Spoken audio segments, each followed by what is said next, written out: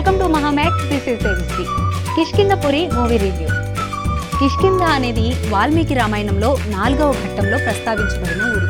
వానర రాజు సుగ్రీవుని రాజ్యంలో ఉంటుంది. కిష్కింధ అనేది దండకారణ్యంలో ఉంటుంది.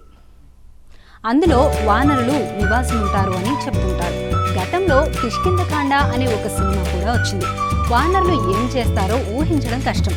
వాటి మీద ఎన్నో హాస్య కథలు, సామెతలు కూడా ఉన్నాయి. సరే, ఆ విషయాన్ని వదిలేస్తే కౌశిక్ పెగటి గలపాటి అనే యువ దర్శకుడు బెల్లంకొండ సాయిని కథానాయకుడిగా ఎంచుకొని రూపొందించిన సినిమా ఇది. కిష్కింధ అంటే హాస్యం. అయితే కిష్కింధపురిలో మాత్రం ప్రేతాత్మల బ్యాక్డ్రాప్లో కథ నడుస్తుంది.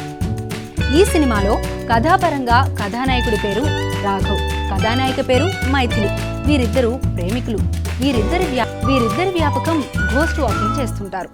థ్రిల్ కావాలనుకునే వారందరినీ ఒక చోట చేర్చి దయ్యాలు సంచరించే పాడుబడిన బంగ్లాలోకి తీసుకుని వెళ్ళి అక్కడ దయ్యాలు ఉన్నాయి అని థ్రిల్ను పంచడమే వీరి పని. అందులో భాగంగా కిష్కింధపురి పరిసరాల్లో ఉన్న సువర్ణమాయ అనే పాడుబడిన రేడియో స్టేషన్కు వెళ్తారు. అక్కడ నిజమైన దయ్యం ఎదురవుతుంది. అది మామూలు దయ్యం కాదు. పగతో, ద్వేషంతో రగిలిపోతున్న ఒక వ్యక్తి బలవన్మరణం పొందిన అతని ఆత్మ. అయితే ఆ దెయ్యం బారి నుండి కథానాయకుడు అందరినీ ఎలా రక్షించాడు అనేది చిత్ర ప్రధాన కథాంశం. సినిమా కథ మొత్తం వినోదాత్మకంగా సాగుతుంది. దర్శకుడు కొత్తవాడైనా తాను ఏమి చెప్పదలుచుకున్నాడో దాన్ని తనకు చేతనైనంతలో ఎలాంటి కన్ఫ్యూజన్ లేకుండా చెప్పాడు. సినిమా అంటే లాజిక్ లేనిది కాబట్టి ఈ సినిమాలో లాజిక్ వెతకడం అనేది కోడిగుడ్డుపై ఈకలు పీకడం లాంటిదే. ఎందుకంటే దెయ్యం అంటేనే దానికి ఎలాంటి నియమాలు ఉండవు. అది ఏం చేస్తుంది, ఎలా ప్రవర్తిస్తుందో తెలియదు.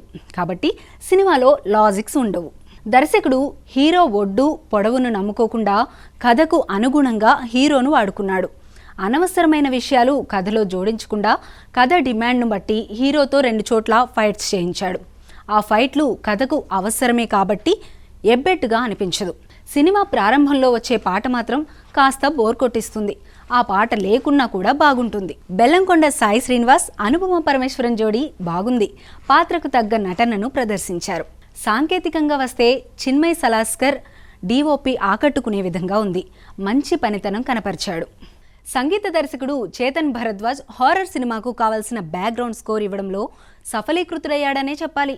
నిరంజన్ దేవరా ఎడిటింగ్ కూడా సినిమాకు బాగా కుదిరింది. ఇలాంటి కథను కొత్త దర్శకుడితో చేయడానికి ముందుకు వచ్చిన నిర్మాత గారపాటి సాహు మంచి ధైర్యవంతుడనే చెప్పుకోవాలి. సినిమాను వినోదం కోసం ఒకసారి చూడవచ్చు.